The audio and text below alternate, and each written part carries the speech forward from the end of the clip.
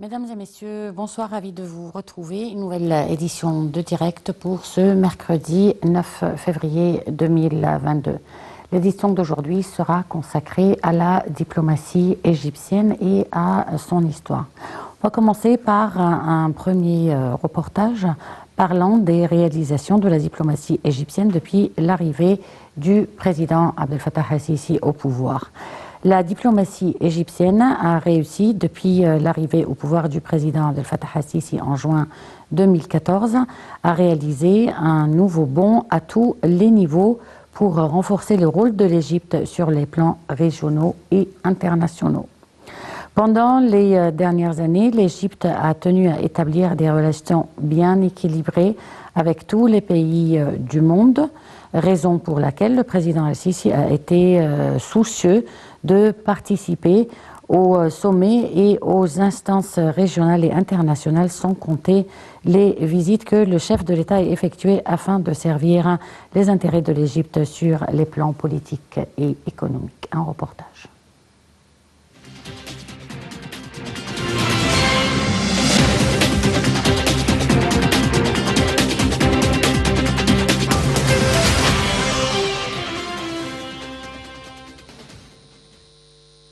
Sous la conduite du président Abdel Fattah el-Sisi, l'Égypte a été élu pays membre non permanent du Conseil de sécurité de l'ONU.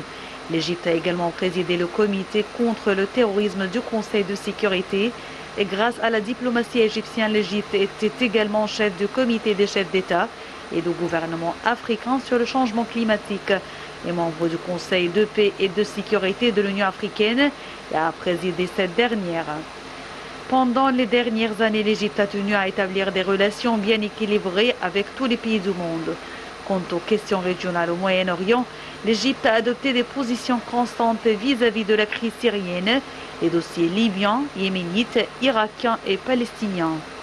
Pour la cause palestinienne, l'Égypte a accordé toujours une priorité particulière à ce dossier, vu qu'elle a organisé de concert avec le gouvernement norvégien la conférence du Caire sur la Palestine sous le thème « Reconstruire Gaza ».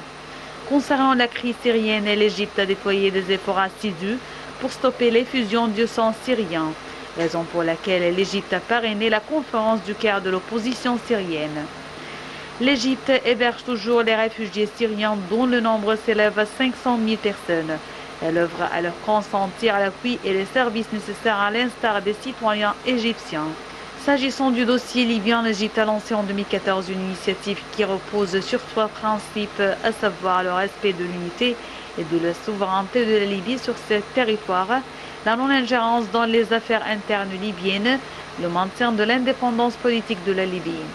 L'Égypte a aussi accueilli plusieurs réunions avec les diverses parties libyennes, en sus de sa participation aux conférences régionales et internationales sur la Libye.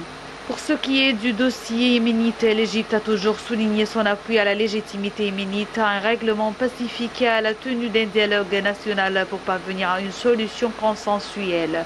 À propos des relations égypto-africaines, le président Abdel Fattah el-Sisi a tenu depuis son accession au pouvoir à jouer un rôle efficace en termes de la promotion de la coopération entre l'Égypte et ses frères africains dans tous les domaines. Cela s'est traduit par les visites mutuelles entre les responsables égyptiens et africains, lesquels ont débouché sur la signature de plusieurs accords bilatéraux afin d'étayer la coopération économique. Au sujet des relations de l'Égypte avec ses partenaires en Asie, ces liens ont connu un élan considérable, vu que le président el-Sisi s'est rendu à des États asiatiques qui n'ont jamais été visités par un président égyptien. Par ailleurs, les liens entre l'Égypte et les pays européens ont connu une impulsion particulière, notamment avec l'Allemagne, l'Italie, la Grande-Bretagne, la France, la Russie, le Portugal, la Grèce, Chypre et enfin avec le groupe de Visegrad, réunissant la Hongrie, la Pologne, la Tchéquie et la Slovaquie. D'autre part, les relations égypto-américaines ont témoigné d'un bond important, notamment en termes de combat du terrorisme international et des organisations terroristes, vu que l'Égypte dispose d'une vision globale pour remédier à ce fléau.